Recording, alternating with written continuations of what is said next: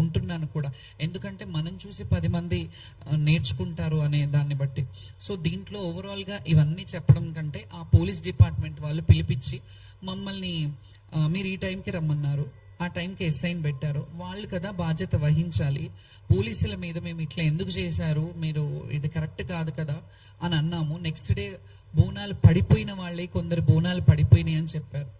ఇందులో ఓవరాల్గా మాకు ఇంకా మనసు నొచ్చుకున్న బాధ ఏంటంటే, కొంతమంది ఈ అపోహలు పెట్టి కొంతమంది ఏవైతే చేస్తున్నారో ఆ చర్యలు కావాలని చేస్తున్నారనే డౌట్ కూడా నాకు వస్తుంది. కొందరు మరి అది అధికారంలో ఉన్న వాళ్ళు చేస్తున్నారా, వేరే వాళ్ళు చేస్తున్నారా అనే డౌట్ నాకు కూడా వస్తుంది. మీకు ఎట్లా డౌట్ వస్తుందో నేను కూడా డౌట్ పడే హక్కు నాకుంది. ఎందుకంటే కొంతమంది జోగినీలను తీసుకొని కొన్ని సోషల్ మీడియాలు దుష్ప్రచారంలో చేతులు కడుక్కొని ఉన్నారు. ఎందుకంటే నేను స్పృహ తప్పిపోయాను, ఆమె స్పృహ తప్పిందంతా డ్రామా, యాక్టింగ్ చేస్తుందేమో, అట్లా ఇట్లా పడిపోయి మళ్ళీ లేచి మాట్లాడుతుంది అని అంటే, నేను అక్కడ చచ్చిపోలేదు, స్పృహ మాత్రమే తప్పాను. నాకు మంచినీళ్ళు తాగిపించారు, నాకు వాటర్ తాగిపించారు.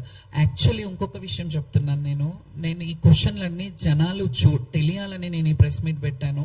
ఇవన్నీ చెప్తున్నారు కదా, నేను స్పృహ తప్పిపోయినాను కదా, నా డ్రామా అన్నప్పుడు అట్లీస్ట్ అక్కడ ఒక మెడికల్ క్యాంప్ ఉంటుంది కదా, మెడికల్ క్యాంప్ రావాలి కదా నాకు నీళ్ళు ఇవ్వడం. సరే పడిపోయాను, డ్రామా చేశాను, పక్కకి తీయడానికైనా రావాలి కదా, ఎవరైనా రావాలి కదా. పోలీసు వాళ్ళు బోనం అక్కడ కొంతమంది శివశక్తులు వచ్చారు, మేము కూర్చున్న దగ్గర అక్కడ మామూలుగా వాపోతున్నాం, చాలామంది బోనాలు పడిపోయాయి.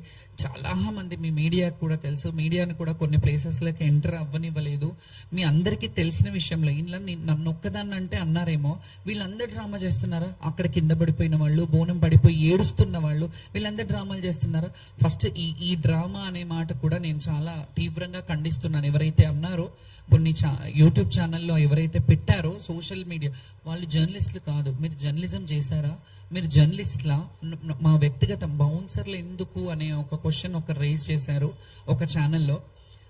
ఆ ఛానల్ ఏదో కూడా నేను చెప్తాను, ఆ వ్యక్తులు ఎవరో కూడా చెప్తాను. ముందుగా నేను చెప్పే ముందు మీకు అర్థం కావాలని చెప్తున్నాను. అందులో బౌన్సర్లు ఎందుకు, ఈమెకు బౌన్సర్లు అవసరమా, అయినా శివశక్తులు జోగినీలకి బౌన్సర్లు అవసరమా అంటే అవసరమే. ఎందుకో చెప్పనా, లక్షలాది మంది మన్నలను, లక్షలాది మంది ప్రేమను సంపాదించుకున్న మేము, కొంతమంది చెడుగా ఉంటారు, కొందరు మంచిగా ఉంటారు, అందులో ఎక్కడ కూడా అపశృతి జరగొద్దు.